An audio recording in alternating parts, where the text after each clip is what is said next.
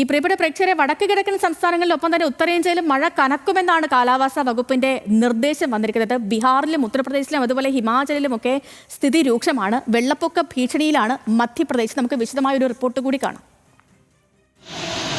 ദിവസങ്ങളായി ഉത്തരേന്ത്യയിൽ തുടരുന്ന മഴയ്ക്ക് ഇന്നും ശമനമില്ല. കലിതുള്ളി പെയ്യുന്ന മഴയിൽ ഇതിനോടകം നിരവധി നാശനഷ്ടങ്ങൾ വിവിധ സംസ്ഥാനങ്ങളിൽ റിപ്പോർട്ട് ചെയ്തു. ഉത്തർപ്രദേശിലും ഹിമാചലിലും 3 ദിവസം കൂടി മഴ പെയ്യുമെന്നാണ് കാലാവസ്ഥാ കേന്ദ്രത്തിന്റെ മുന്നറിയിപ്പ്. ഉത്തർപ്രദേശിലെ ഔറയ്യ, വാരണാസി, പ്രയാഗ്രാജ് ഉൾപ്പെടെ 21 ജില്ലകൾ വെള്ളപ്പൊക്ക ഭീഷണിയിലാണ്. വാരണാസിയിലടക്കം ഗംഗാ നദിയിലെ ജലനിരപ്പ് അപകടനിലയ്ക്ക് മുകളിലാണ്.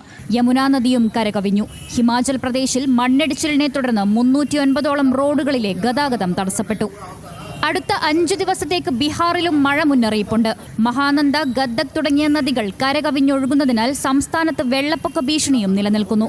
മധ്യപ്രദേശിൽ ഗുണ, ശിവപുരി എന്നിവിടങ്ങളിൽ കനത്ത നാശനഷ്ടമാണ് റിപ്പോർട്ട് ചെയ്യപ്പെട്ടത്. സിക്കിമിലെ മാംഗൻ ജില്ലയിൽ വരും ദിവസങ്ങളിൽ അതിശക്തമായ മഴ പെയ്യുമെന്നാണ് മുന്നറിയിപ്പ്.